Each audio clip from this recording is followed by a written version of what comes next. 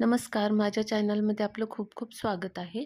आज मी खूपच पौष्टिक आणि ऊर्जा देणारे डिंक व ड्रायफ्रुट्स लाडू बनवणार आहे. सोप्या पद्धतीने कसे बनवायचे ते मी आज दाखवणार आहे. त्यासाठी मी इथे खोबरे किसून घेतले, 200 ग्रॅम घेतले खोबरं. 150 ग्रॅम बदाम घेतले, 100 ग्रॅम डिंक घेतलाय, 100 ग्रॅम अक्रोड घेतले, 150 ग्रॅम काजू घेतलेत, 200 ग्रॅम खारीक मिक्सरला बारीक करून घेतली, 200 ग्रॅम गूळ घेतलाय, 300 ग्रॅम साजूक तूप घेतले. त्याच्यामध्ये आणखी पण तुम्ही ड्रायफ्रुट्स टाकू शकता, आपल्या आपल्या आवडीप्रमाणे टाकू शकता. आता खोबरं मी गॅसवर कढई ठेवली होती, ती भाजून घेणार आहे. मंद आचेवर खोबरं भाजून घ्यायचे, अधूनमधून हलवत राहायचे.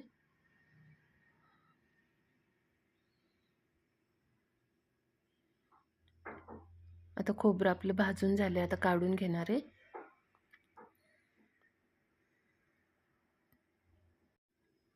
आता तूप टाकून जो डिंक मी खलबत्त्यात बारीक करून घेतला होता, त्यामुळे डिंक असा मध्ये कच्चा राहतो ना, म्हणून खलबत्त्यात कुटून घेतला होता. असं केल्यामुळे डिंक छान तळले जातो. आणि गॅसची आच मंदच ठेवली आणि आता हा डिंक तळून घ्यायचा आहे. याचप्रमाणे मी आता सर्व डिंक तळून घेणार आहे. डिंक काढून घेतलाय. आता आपली खारीक पावडर होती, ती पण आता मंद आचेवर तुपावर परतवून घ्यायची आहे.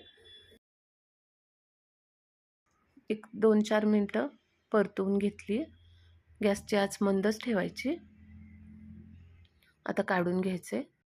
आता परत एकदा तूप टाकले. आता काजू तळून घेणार आहे. मंद आचेवर हे काजू पण तळून घ्यायचे. काजू पण तळून झालेत, आता काढून घेऊया.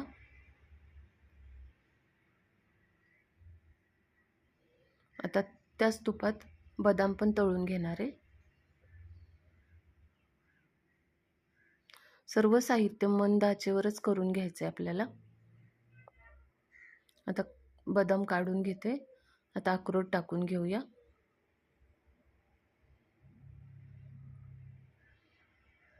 अक्रोड पण आपले तळून झालेत, आता काढून घेऊया.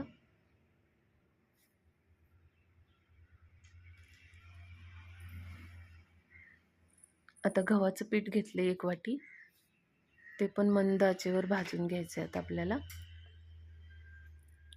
आता याला तूप जरा जास्ती लागतं, थोडे थोडे करून मी तूप टाकून घेणार आहे.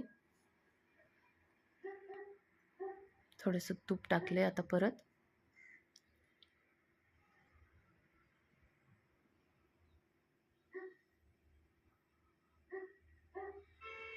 आता पिठाचा आपला रंग बदलत चाललाय.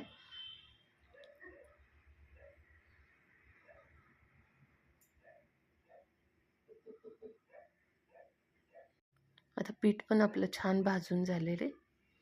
आता गॅस बंद करूया. तुम्ही बघू शकता किती छान कलर आलाय. आता गॅस बंद केलाय.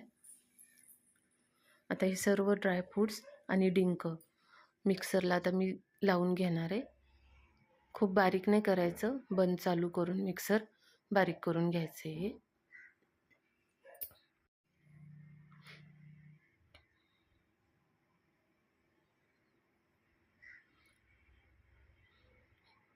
याप्रमाणे असं बारीक करून घ्यायचे. कोणी कोणी एकदम बारीक पण करतं, पण मी थोडं जाडसर ठेवलेले. आता पीठ, खारीक पावडर हे भाजून घेतलं होतं, ते एका परातीत काढले. आता खोबरं भाजून घेतलेलं आता हाताने चुरून घेतले. आता त्याच्यात मिक्स करून घेणार आहे. तूप टाकून घेतले. आता जो गूळ किसून घेतला होता तो टाकणार आहे आता याच्यात. हे पण मंद आचेवरच आता तुपात विरघळून घ्यायचा आहे हा गूळ. खूप असा कडक नाही करायचा. एकदा विरघळला तुपात की मग ते मिश्रणामध्ये ओतून घेणार आहे. गूळ तुपामध्ये विरघळला. आता गॅस बंद करायचा. मिश्रणावर ओतून घेणार आहे.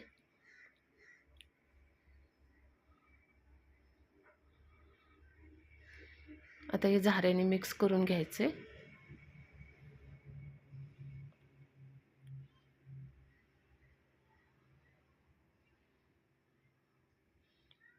तर सर्व छान मिक्स करून घेतले.